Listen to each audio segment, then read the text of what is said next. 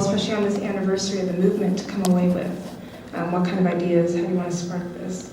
You mean when seeing the film? When have you seen the film? Yes. I think films are, particularly in this case, a great way to reflect on what has happened. And I think that the anniversary would be a great moment to do that, not just in New York, but anywhere in the cities where these protests. But I think that it's lost its momentum and it's lost touch with society. So I think basically it's kind of what I feel here a bit as well, even though of course on Monday a lot of things might happen. But I think that the bridge towards society should be made again somehow, otherwise I don't think that there can be any progression really. That's how it feels to me right now. So. Yeah, I think me too. So I don't want to kind of keep it up to me, but I'd love to open it up to questions from the audience. If anybody, anything they want to ask. What kind of communication has there been between the European Occupy movement and the U.S.?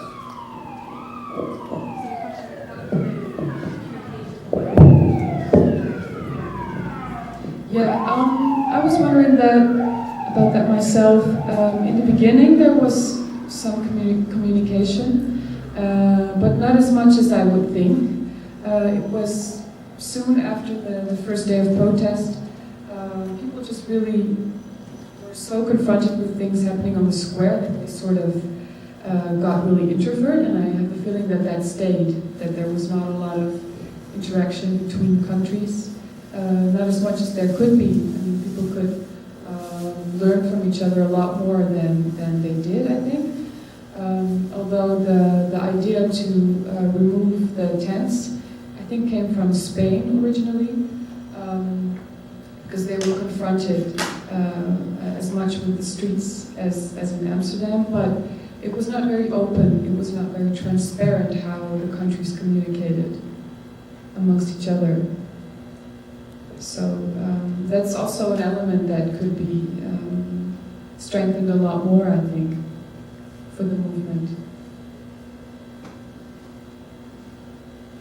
I'm curious, in New York, after the tents were taken down, there was still a lot of organizing and meeting, and we had spaces all around the city. And I'm just curious what happened in the 6 months right after the tents came down. People still were meeting and organizing.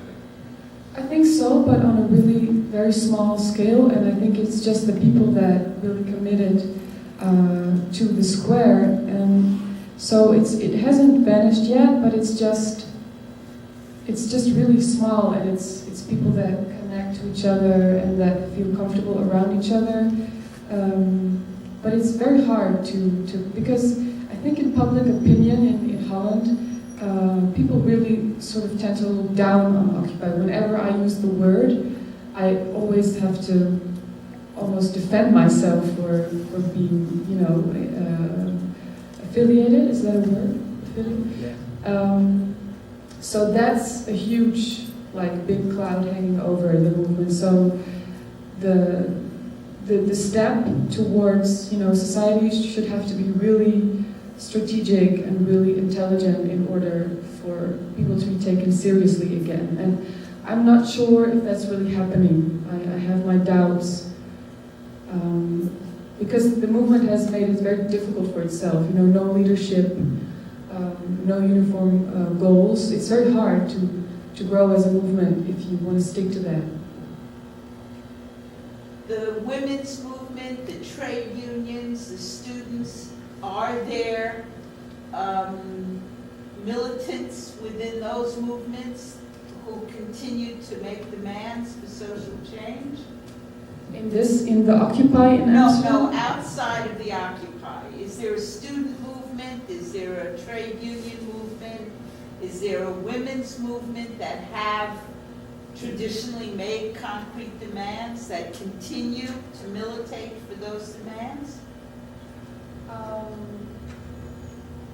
Trade unions, yes, but their range is also very small. I think that people sort of tend to not want to be around activism, even though it might be more necessary now than ever. And a lot of people in society support the idea that things need to change, but there's this fear of activism, and that's... And that, were there any relationships between these other... yes, occasionally yes, but that actually caused even conflicts, because then there's the identity of Occupy not being allowed to claim other. There's this weird relationship. I think Occupy in Amsterdam was really afraid to be claimed by a certain party or any kind of other protesting group. So there's this really big identity problem. The desire to be individuals on the one hand, but the necessity to be a group on the other hand to achieve things. So there are a lot of internal problems, I think, that need to be dealt with. I think the movie is tremendous. Very, very thank you. interesting and compelling, and will be very helpful. Thank you. Great, okay, thanks. That should be it, right, I guess? Or... Are there any other questions? I just wondered if the police had been violent against the occupiers, or there were many arrests? Not at all. I think the police in Holland are very tolerant. They had a very good relation. So there would be a lot of, interaction and humor even. At the same time, there's this, what the man said, like this repressive tolerance. There also is some passivity in that relationship, which makes it seem as though everything is being tolerized. Can I say that? Tolerated. But that's also a way to have people, be vanished by their own problems. So there's this conflict in that. So it was tolerated, but there was no assistance really in dealing with the problems of addiction, alcohol abuse. The police did not take really active role in that. Are you going to make the film available? Can we buy copies? I think ultimately it might be online. If I find a way to make that okay with all the people in it. And there will be DVDs. And what's the name of it? The English name is Occupy Amsterdam, and the Dutch name is something that's hard to translate in a nice way, so I kept it with Occupy Amsterdam.